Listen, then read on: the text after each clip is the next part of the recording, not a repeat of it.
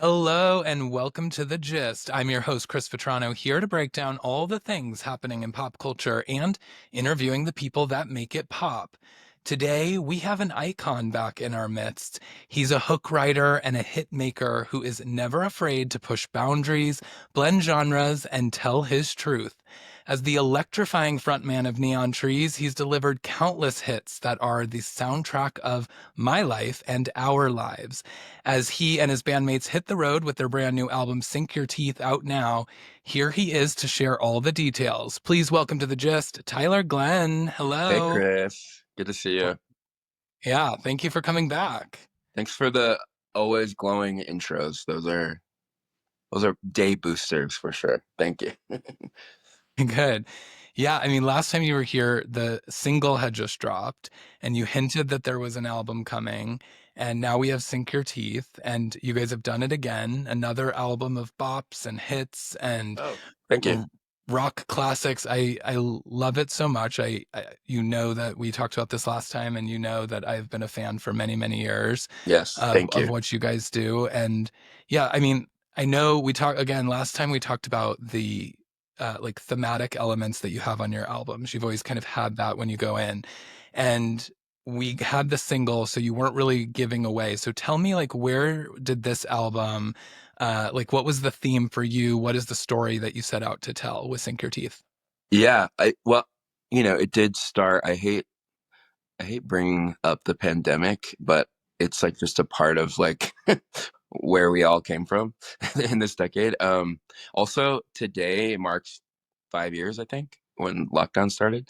So Wow, that's yeah. just bonkers for me. And it does take me back when I think about it because there was so much uncertainty in the air. Obviously, I'm not saying anything new or profound on the matter, but for me, it was like we were still getting ready to put out our album, I Can Feel You Forgetting Me. And I was also writing because it was the only thing I could control at the moment. Like, and there were a lot of producers and songwriter friends that were getting on Zooms and just trying to like do anything to sort of be productive. And so the record really started in that height of that time, with my friend Joe Janiak, and we were just getting on Zooms. And I had met Joe previously on I Can Feel You Forgetting Me, and he helped craft and write New Best Friend, which is, I think, one of our kind of signature live songs at this point. And I just knew I could jive with him. He would push me a little, and we could like make something interesting. And we ended up writing a handful of songs, but the songs that kind of made the record were Favorite Days, Losing My Head, and El Diablo, which I think kind of shape some of the toothier sounding songs on the album. And then once stuff just started to open and like obviously we could travel and we could all start living our lives again, I realized I didn't want to write an entire record that felt like it was time stamped to that moment of chaos, because as we've found, and I think as we've lived our lives, we're similar age, you just realize there's never a dull moment, and there's never it, I almost get tired of this phrase, like these times we're living in. It's like, what do you mean? Like our entire existence? Like, Yeah. so I really started referencing what are the things I want to do on this album that engage the listener. And I, I thought of Sink Your Teeth as an invitation. It also like an invitation to new people that maybe like casually listened to us, sort of in like a meta way. But also, a lot of the songs did have a bite to them that yeah, previous records maybe didn't explore, or it'd been a minute since we'd explored. So I think that just sort of gave the visual. And then um the last batch of songs we wrote were like Recover, Cruel Intentions, and these songs kind of rounded out the thematics for me. And the very last song actually was a song called Acting, which is like, I think, our tried and true like first acoustic ballad. And Hmm. that was a prompt from my manager of all people, and just saying like, hey, I think there's another side to you that you could show, and just gave me like a writing prompt, and then that sort of shaped the record. um so to me, it long story short, felt like it was a commentary, started as a commentary on like an existential crisis, or feeling like out of control, and what can I control in this space. But it ended up being like, I think, a tried and true Neon Trees record. And to me almost sounds like a culmination of like the last few records that we've done. And I think sounds new and fresh, but also sounds like quintessentially us, which I feel kind of, if you're, I mean, you've been a fan since the beginning, but like even just the artwork kind of pulls almost like a collage of all of us together and ripped apart and put back together again. And um, yeah, there's a ferocity to it, but there's also a real like slick pop sensibility to it that I think the duality really fits on the album. So I thank you. I haven't even gotten to talk too much about it since we put it out in September. So I'm like freshly sort of Yeah. going back to that Yeah. headspace. But Yeah. It does feel like a return to kind of your early stuff. Like it feels raw, it feels authentic. It doesn't have like, I think like album 2 and 3 like were clearly really thematic and really had like, yeah, one is like a John Hughes film soundtrack, the other's really poppy and glossy, and the artwork sort of matched that. This does feel kind of like that original album that you guys put out. But it is, as you mentioned, like very neon trees. And um, I love it. I think that one of the thank you. things that like I always have loved that you guys do is the hooks. And I am so curious about that because as a music lover and obviously like love the work of like a Max Martin and think that he's like obviously the pop genius that he King, is. yeah. And I know that he talks so much about like it's all about the hook. It's all about that Mm, like melody or that thing that's going to like get in people's earworm and they're not going to be able to get rid of it. And I've always thought that that's like what Neon Trees brought to the table is like thank you. there's always that when you're writing the song, does it start with that? And do you have those like those moments, the whoas, or do you like, or is it that get built in later in the song? I'd say I mean I would say it's different every time, but I would say 9 times out of 10 it feels like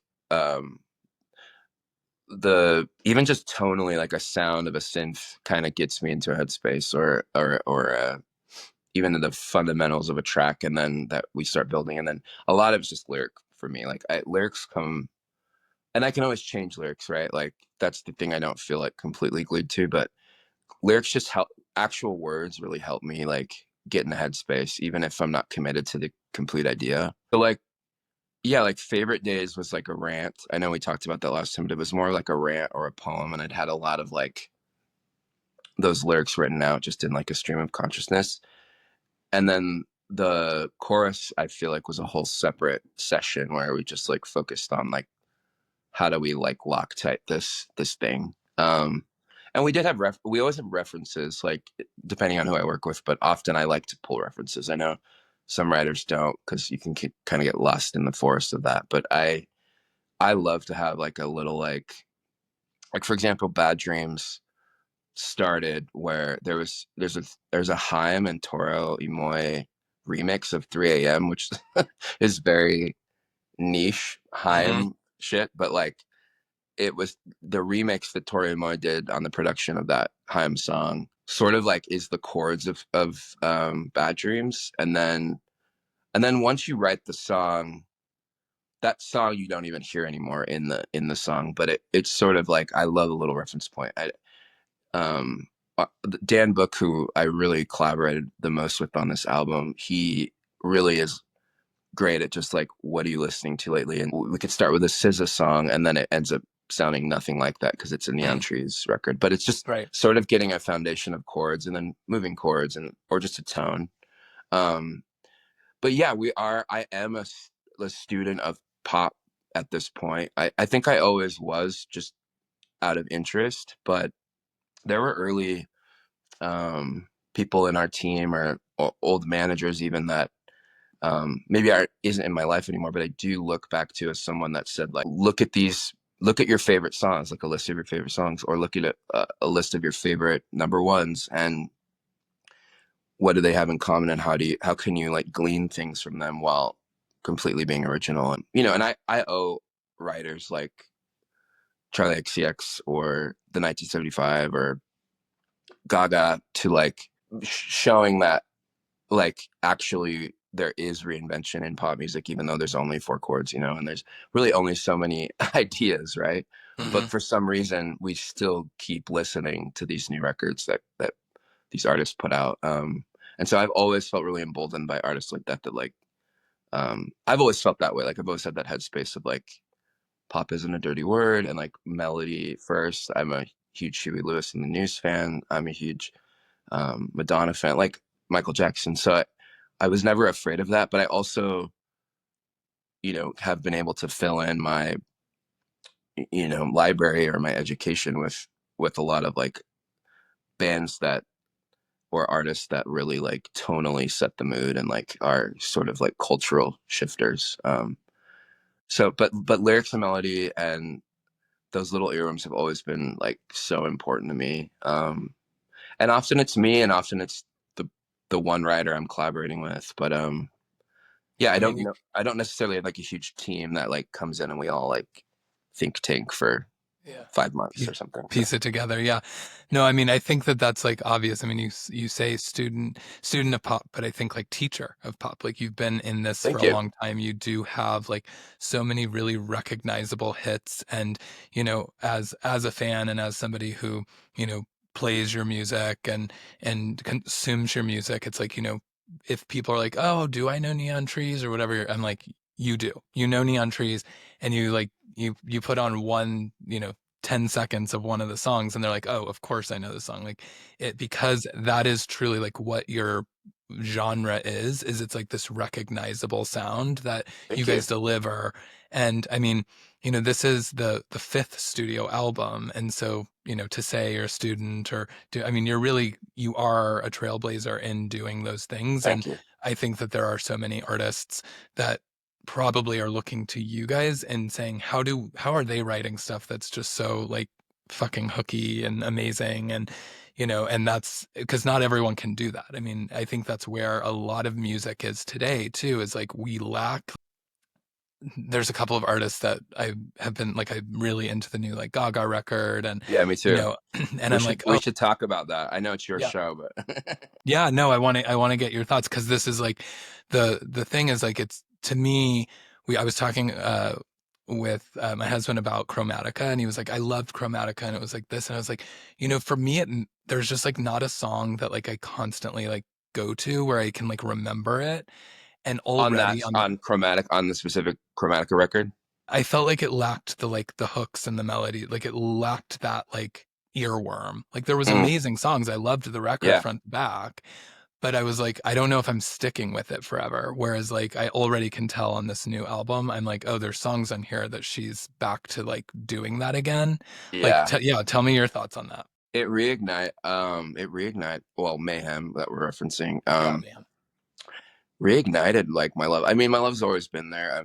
I you know had a Gaga tattoo since Born This Way, and but I was been reflecting since she's just so back in the moment right now that I've been reflecting, and it's such a win, right? Like I think that's sort of the celebration this last week of this record and like her performances on SNL, and like it was all it had been tracking even since like I count Chromatica as like a win, and I'm not talking about even charts. It's more just like her focus or where she's at as a writer or performer. But like Chromatica, I almost references like that was a pandemic record, and she almost didn't even get to do everything she wanted to on it. But I agree with you. Like even though it's like a maximalist house pop dance album with obvious pop songs, there's just something so like electrifying that's gotten re-injected into this album, and maybe it's her fiance, maybe it's just the help she's gotten on her mental health. But like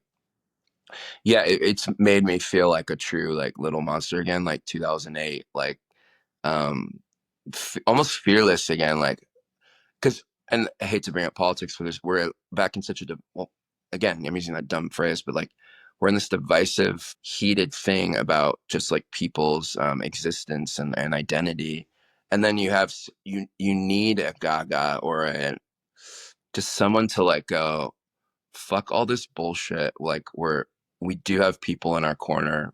Like we are strong. Like, and I know that sounds. I know someone is going to hear me say that and go like, "What a corny dude." But I felt that way when she first came out, and she's kind of always been like a bit of like a lighthouse for obviously for queer people, but I don't know, just for like weirdos that also like pop music and like sugary. Like I Yeah. love Garden of Eden. It almost sounds like to me it sounds like Blackout era Britney a little bit, but it also sounds like Muse a little bit. But I love how it's like she's just talking so fiercely about one thing, and then the chorus is just like, I could be your girl for the weekend, I could be your boyfriend for the night. Like it's back to like sex dreams or like that or do what you want. Just stuff like that. Like I think this is a perfect I don't know. I mean, and I don't I mean maybe it's just in my own meta way with my career or our music, like maybe it almost feels like what we try to do with Sink Your Teeth, where it was just this like amalgamation of like all the best sides of us, and then like filtered through an entirely new perspective or lens, and I she's done that in spades, so I don't know, I'm thrilled with it. And yeah, I can't stop listening. I think the only song I could live without is The Beast, and that's not to be like I don't know, Yeah, that's the no, second I don't to want to bring last one. negativity into it, but that's probably the Yeah. only song I could do without.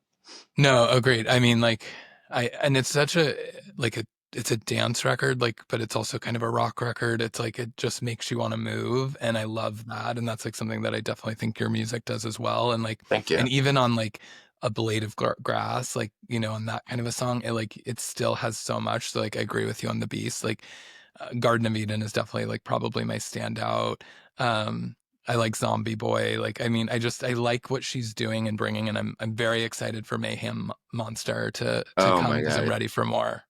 But also like then you have like Love Drug or like Vanishing Mm, View, which are like down the line like perfect songs, like written structurally. And I just love that she's still doing that. Or like How Bad Do You Want Me, which everyone's referencing as a Taylor song, but I always go back to like, Taylor didn't invent that sound in 1989. Gaga didn't invent the sound either, but it's like Gaga's also been playing with all this heat too. And obviously she's sampling Yaz in that song, which Yaz Only You is like my favorite song of the 80s. But yeah, I love that she's able to like make something so weird like Killa, and then like yeah, go back to like a nice standard. Vanish Into You sounds like the Fame and art pop at the same time. It's like I don't know, yeah, it's exciting, and I know how much she's struggled. I mean, I've struggled. It's as a fan, like you love an artist so much that you're also able to criticize some of their choices, and it's like I wasn't a Joanne guy, and I sort of it felt middling since Joanne, and then I've been a fan of everything she puts out, or like I'll still analyze it, but like, yeah, this just feels like exciting, and like what do the kids say? We're so back. Or yeah, we're so so, back. We are, yeah, we're definitely back. And the same that goes for you because I was like, okay, I want to know, like, I want to like think about like the standouts, and so I was listening to Sink Your Teeth again, and one thing that I was curious, like coming back to kind of like the thematic elements, is like this is definitely like I feel like has more sexual references than like of your in your past, and I didn't know if that was like a really intentional kind of move. Also, like the Sink Your Teeth and more like sexually, and so I was curious like how that played. And my standouts like Paper Cuts, Heaven, obviously Favorite Days, Cruel Intentions, Bad Dreams, and then I got there and I was like, so the record, I was like, yeah, I just love it all. Like yeah, I should probably thank just stop listing all the ones. thank you. I mean, I would just say the sexual component. I just get more and more comfortable with myself, honestly. Like that's really all there is to it. Like I just am not. I'm not spending my life thinking about what I'm doing. I'm just doing it now, which maybe I've probably been doing that longer than I give myself credit for. But I just, it's just that it's that freedom or that liberation of just like being in your skin, being being in your. I mean, I'm 41 now. I'm not ashamed of that. I wrote a song called 1983, so I've been dodging talking Yeah, about my age for yeah. 2 decades. But I don't know. Like I don't even think about the because I remember when I wrote I forget the song that would probably was the first time I referenced like a he, but like Was I it? thought oh, this is a moment I'm actually like I'm not using like a feminine pronoun to like hide who I'm really talking about. I don't even think that way anymore. It's like I am I live a gay man's life. I live my life. I'm going to be honest. I've always been as honest as I can in my music. And it's I am 41. I'm not making I'm not even like I don't know if I did this that often, but I would even think like, are my parents gonna like this on past records or songs? Which is honestly not something you need to be doing. Like I'm not in the business of making music for my parents. But it's, I think less and less when I put out a record or I make a new song about who in my life will like this or not. It's way more about like, what do I like and what am I doing? And so I know some people are put off by like sex, but I've been singing about sex in the way I can since Animal, honestly. Yeah. So it's Yeah. just I think we do live in an era of more, direct and explicit things.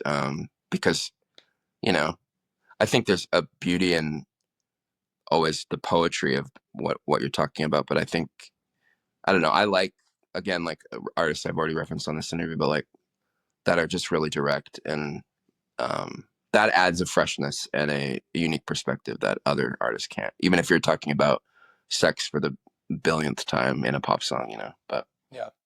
Yeah, I mean, like obviously, I think that like you reference like doing it from Animal. Like I think like in the next room and stuff like there's like such like a heavily sexual vibe to it, but you were never like you didn't have lyrics about getting a sore throat from sucking you off. sucking you Like off. Yeah. and that like that's who you are now. And like I think Yeah. that and I could definitely see where like there's going to be people that are not going to be a fan of that song. I think, but that is so true to you, and that Yeah. I think comes across so much. And like Neon Trees, you were always like really true to you, even though you were hiding so much Thank you. and Yeah. I mean, I conforming like to to so think many of. things, but you were still like really authentic.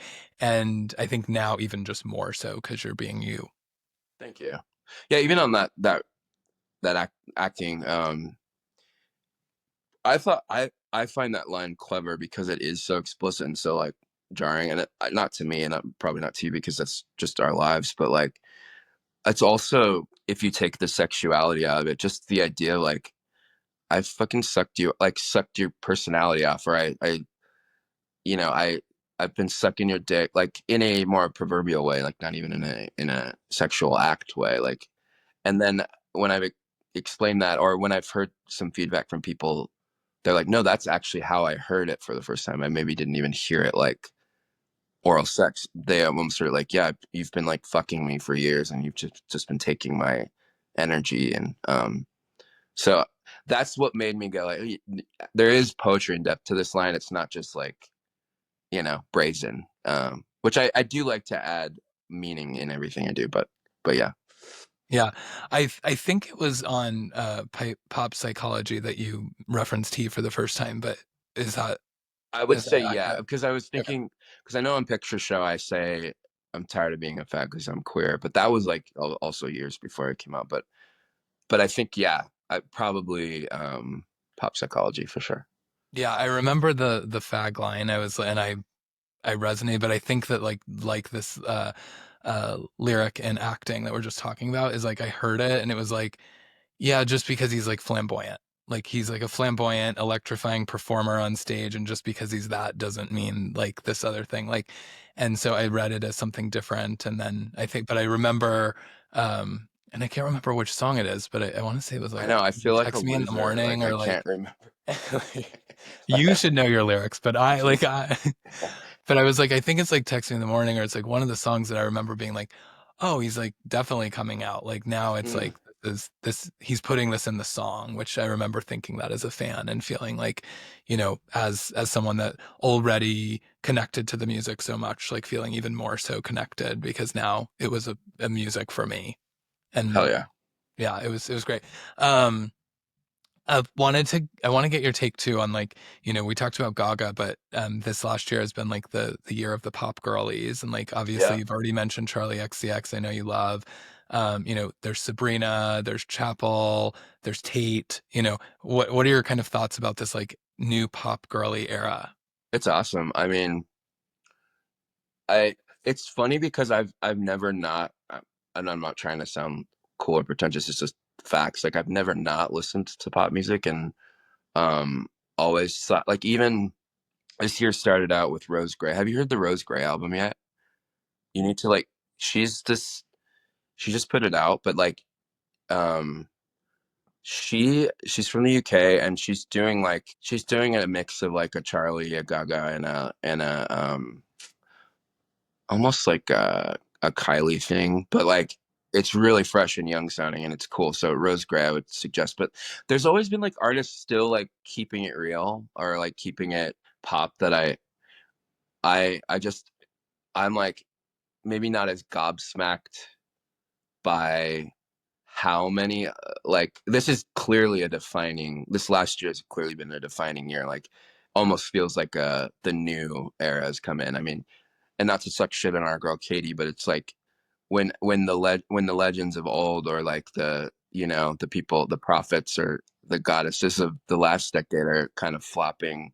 Yeah. It makes it even more obvious how fresh and exciting the new wave of pop girls are. But it's again, it's like when you go to the brass tacks of it, it's like Charlie's. I was a Charlie fan since Nuclear Seasons. Like we've been hanging with this artist like in all of her ups and downs and Mhm. new shapes and shit. And not to that's a also a great Charlie song, but and then Chapel, who's like been at it in a totally different way, but as a like living that starving artist life for a decade, and then finally coming through.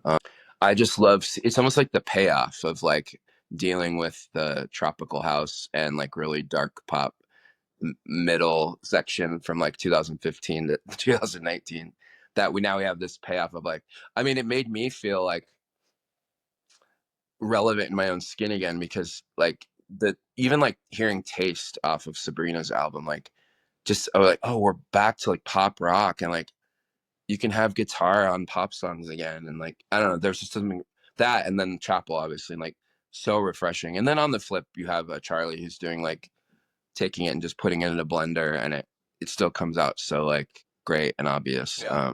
Yeah. I'm a big fan. I don't know. I mean, I don't even want to be negative, because it's like I'm excited for anyone doing something and making exciting. I don't know how big I am into the Tate thing. I'm actually more of an Addison Rae fan Yeah. than a Oh, Tate yeah. fan. Yeah. But I'm loving Addison Rae.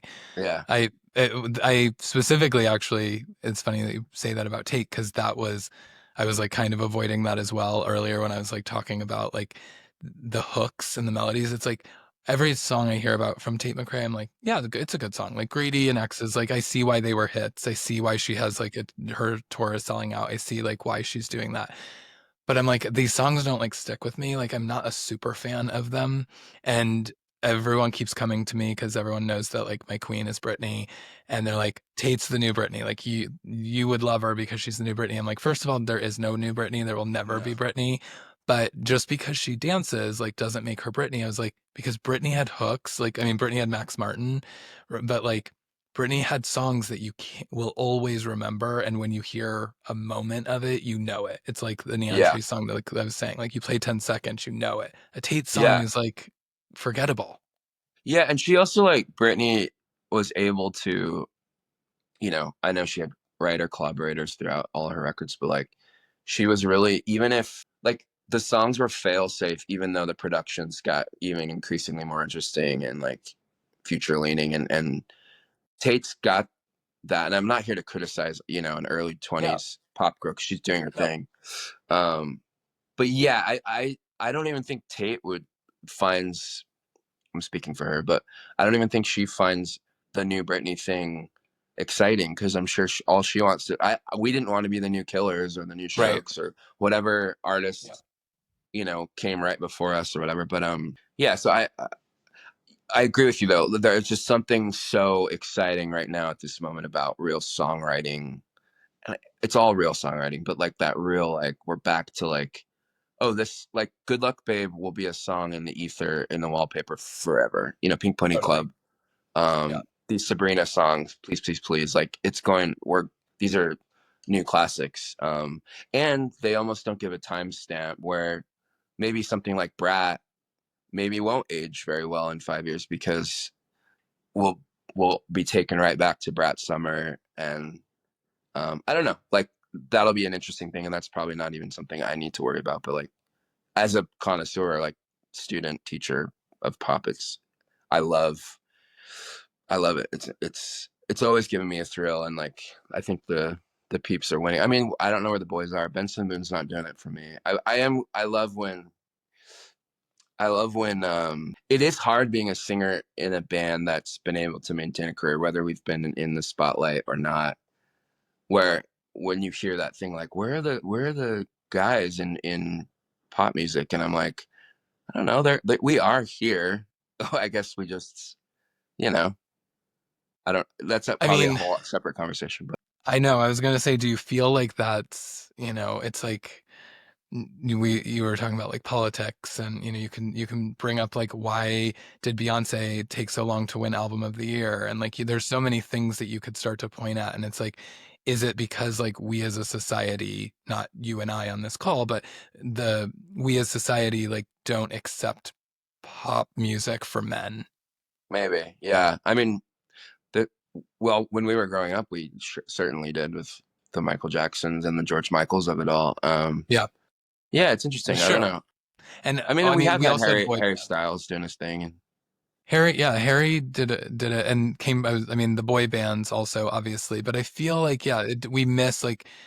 I think I get what Benson's doing, but I don't know if it's the music that like, I don't know if it's hitting the same way. Like I would love, like, and that's why I think I've always really liked Neon Trees music, is because it doesn't feel like genre defining, or like it could be you could Sabrina Carpenter could probably sing like a Neon Trees song, and it would be like in the next room, or something, and it would be some sultry, sexy bedcam kind of thing.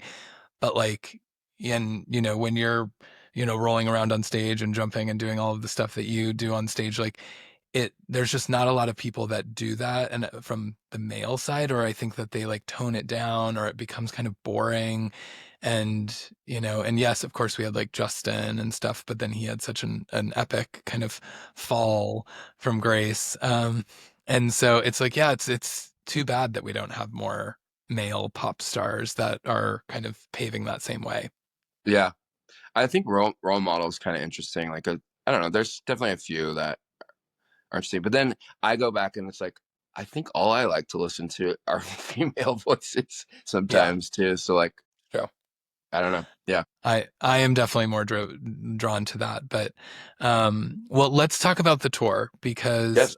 first of all, you're coming to Nashville, which last time we were talking about that you hadn't stopped in Nashville in a long time. So Like 2015, I think is the last time. Yeah, we played there. So it's been a yeah, minute. was that when you opened for Maroon 5? No, we came. I think we came through.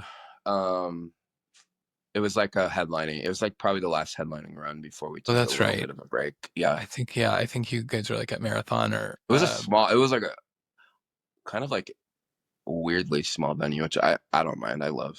I mean these venues on this tour, they're they range anywhere from mid-sized clubs to larger theaters. So to me, it's those are the perfect venues.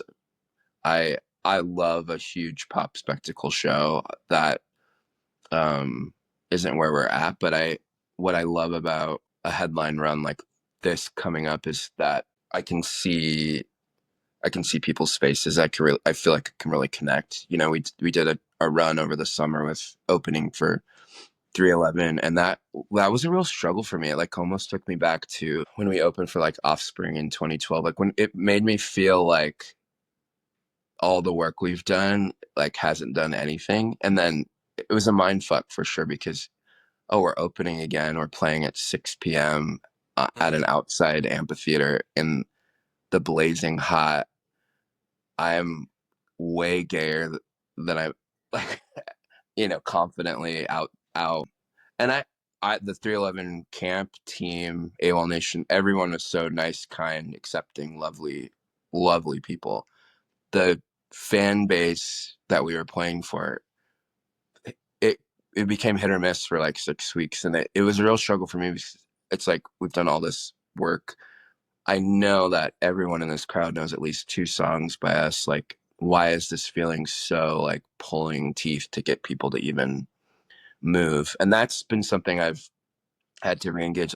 I come from this thing of like if the crowd's and still like if the crowd's not moving or if I haven't by song three gotten them to like stand up or even produce a beat of sweat. Like, is my job, do I still have it? And so I put a lot of pressure as a performer on me. And so I don't know, I'm just so excited. That's not to put any negative light on, I'm just being real about, Yeah, no, I you love know, it. 15, 16 years in our career, opening again is like an interesting thing that I'm also honored to do, because it's like there's clearly still people that haven't heard of us, or haven't seen us. But it's such, getting back to the tour, it's just such a gift to like to headline, and like play for 1,200 people, or I think in New Mexico we're playing for like 800 people, and it's sold out. So it's like, I don't know. There's, to me, it's like those are the people that have been listening to you for years, or discovered you in the last 5 and haven't seen you yet, and like that's the shit that like gets me excited. Where I'm not worried about, or I'm like, it felt like even on that summer run this last summer, it was like I got to get through this set, like, Yeah. and I Yeah. hate that shit because it's such a gift to be able to perform, and this all I ever wanted to do was that. And so Well, it's also yeah, like I'm just excited. it's your gift too. So when it Thank you. feels like you can't like go all out, or like it's not getting received, like obviously that's going to like have this incredible impact on Yeah, all the things, all of the way that you're yeah, doing it. It probably makes you second guess, like, is it the set? Is it what we're doing up here? Is it the way we're doing it? Like, do we need to change things? And then at that yeah, point, when you start doing that, you like really run into this really danger zone of like, now we're just trying to conform for like, probably not, like at the end of the day, it was just probably not your audience. yeah, And like, totally. maybe it just was like that wasn't where, or maybe you will notice that like a lot of folks did sort of resonate. They just didn't move because that's Like the our nature of merch that audience. sold in a lot of the, and it wasn't like every show. So it's like, I don't know, people were out there. It just, yeah, and that maybe looking back, it was my problem that I had to get over, or my ego, or whatever. But Well, maybe it prepared you for this. So, I think again, like you've had 5 albums at this point. Obviously, like you want people to hear this new work of art that you've put out. You want people to hear Sink Your Teeth. But like, how do you sort of balance giving the longtime fans the stuff that they've known? Because you talked about, especially with like the pandemic and putting out the record around the pandemic, like there are fans that have not, like me, like I have not seen you guys in years and years. Like, so there's songs I'm like, I would love to see this song live. Like, how are you going to balance that with like giving the new stuff too and making sure that you're like paying homage to this record? yeah, from I've been building this set, and for me, it's like I'll give it away right now. I don't want to play 1983 on this tour, right? Like, I don't want to talk about being 41, or having to even just concentrate on like the age I am. Like, and I'm not ashamed of it. I love it. I use it as a joke in certain settings. If we're playing for an extremely young crowd, it's like I don't know if they want to know that I'm in my 40s. That might freak them out. So like that's a song like we've played literally for 16 years, and it streams well, and it might probably is one of our signature songs to some fans, but that's a song I don't want to play. But I like think it songs was like, the hook. I think I sang the hook to you earlier in this in the yeah, episode. So it's I mean, definitely and a look, signature. and maybe we bring it, but then there's songs like Teenager in Love, or like on Popsicology, or Mad Love, or um songs like that have been in our repertoire, but maybe we haven't completely focused on. And Moving in the Dark, I think, is always a record that just plays so well live that, like, why wouldn't we have that? Because It's perfect.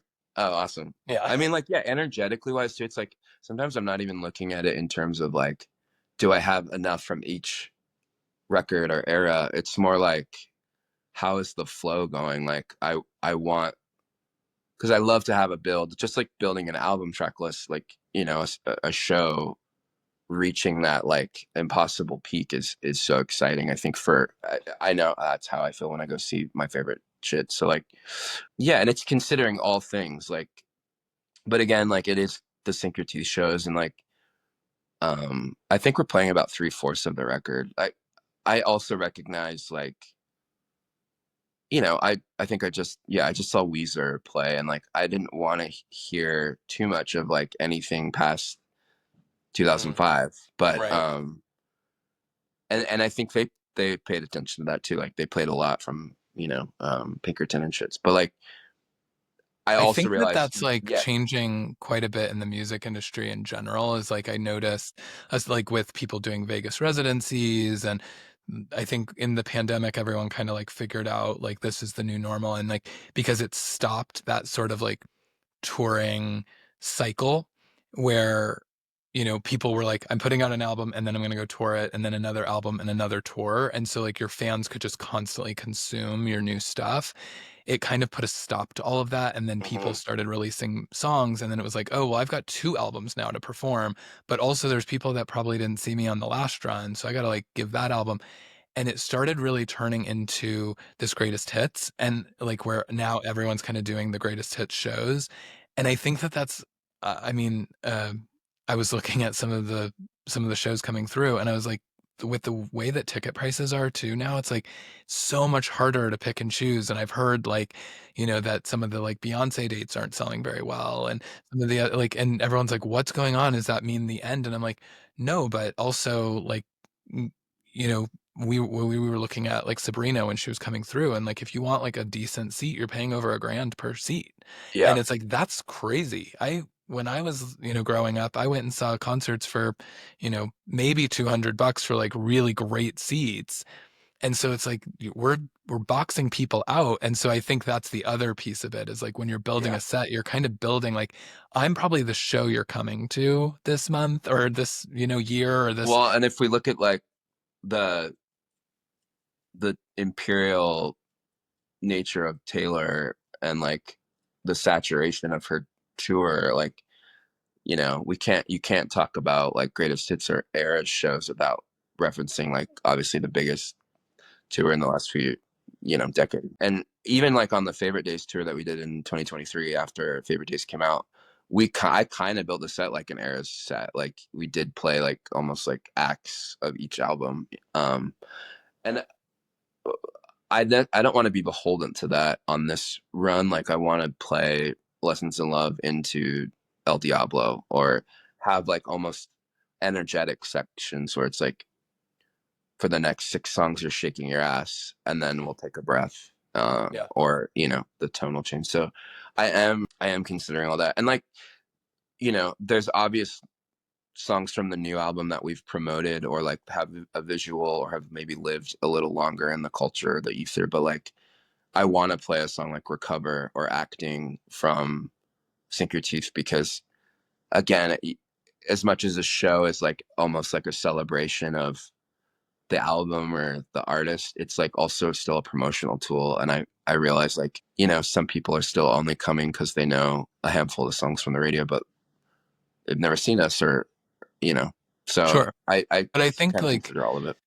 yeah, but I think like, I mean, I'm obviously pumped that you're doing Moving in the Dark, because I every time I hear it, which when I put it on, it's like you just visualize it like it's like it should be performed live. And so like I'm glad that you're like dipping into those. And I think like like Nights is another song I've never Yeah, seen you guys perform, but I'm like I would love to like see that. And so I was like, I hope that they're going to dip into some of the other for sure. eras, and again, like not even having to be the big hits. Like you're not disappointing me that you're not doing 1983, because like I also have seen it a Yeah. lot from you guys in those days. And What so if like this stops people from coming? They're like, oh, they're not playing 19-3. Well, they're not playing that. I'm You selling my shouldn't go. tickets. No, but it's like, but maybe you'll do like other songs from Animal, and like I'd rather hear you do some of those. Like, I mean, In the Next Room is one of my favorite songs, period, not just of Neon Trees, Thank but you. just like in general, like it always has been one of my favorites. It's like getting into deep cuts. I think that's you're kind of balancing like the fan like me who's like knows your catalog, and then like the people that are like, we know their hits and we're here for the hits. But I think like that's where like a Moving in the Dark is so great, because Moving in the Dark is in that same vein as your hits. So it's like it's gonna resonate with those people that are gonna be like, what the hell is this, if they haven't heard it, and they're like, we got to get that back into our Yeah. rotation and stuff. So I'm excited to see kind of how you guys put this together. Awesome. How does like what do you think about when you're thinking about like your solo journey and how that it like plays into your touring? Are you like keeping that separate? Are you kind of like moving just into like this Neon Trees future? Like where does the solo stuff fall right now for you? Yeah, I mean, if I'm being completely honest, it almost feels like another.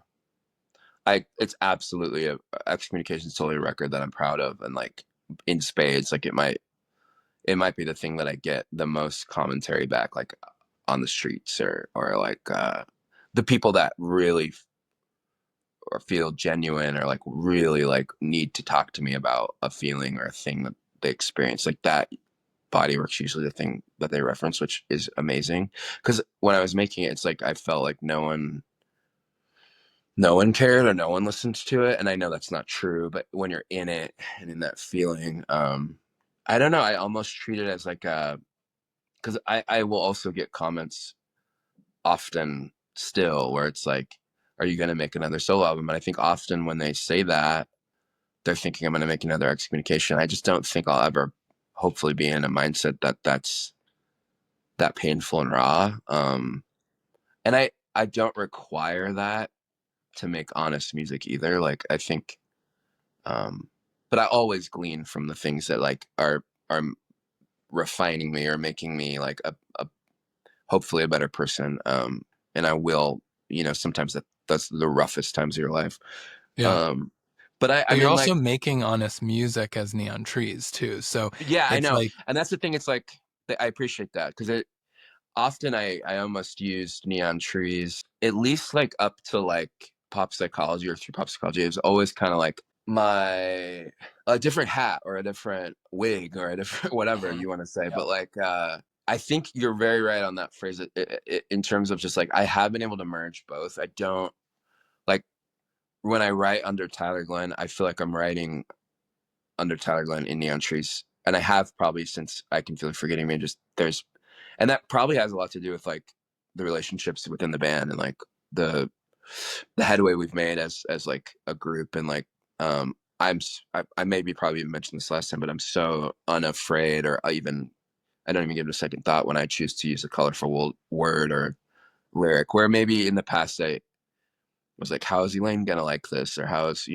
Brandon with 4 kids gonna like this, or whatever.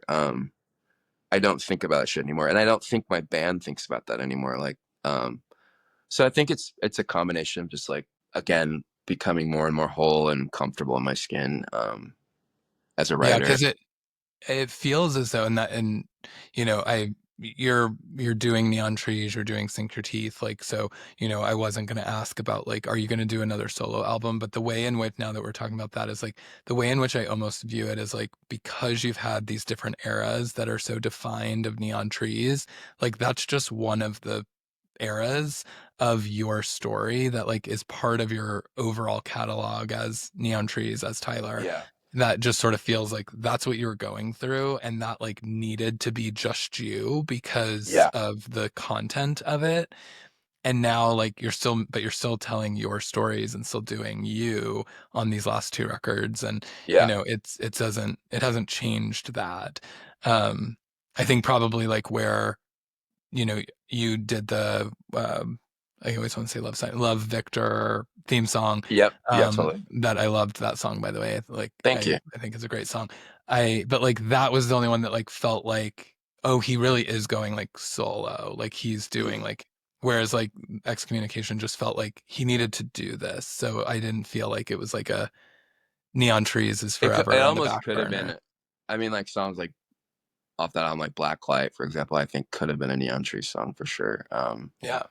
But yeah, there's also like 2026 is that makes me feel crazy. 10-year marker from excommunication. So it's like it has been top of mind. Do I, Universal? I wrote that record on Universal and Island, so ostensibly they own the rights. But there's this gut feeling. I feel like I've even talked to my lawyer and manager. Like, is there a way I could get those masters or just get control over that record?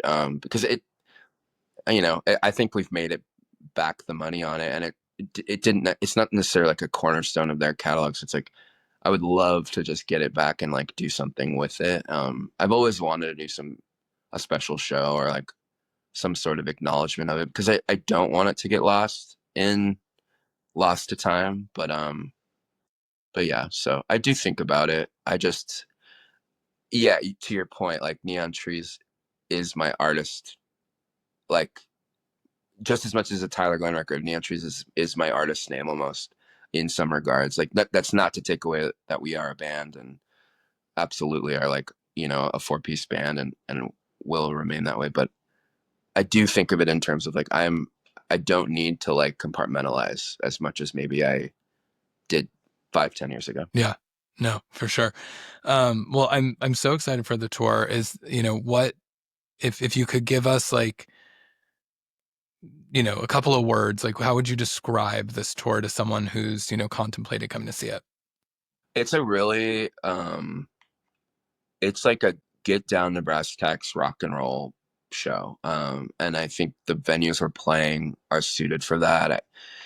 You know, I I think it's gonna feel like a tried and true Neon Tree show.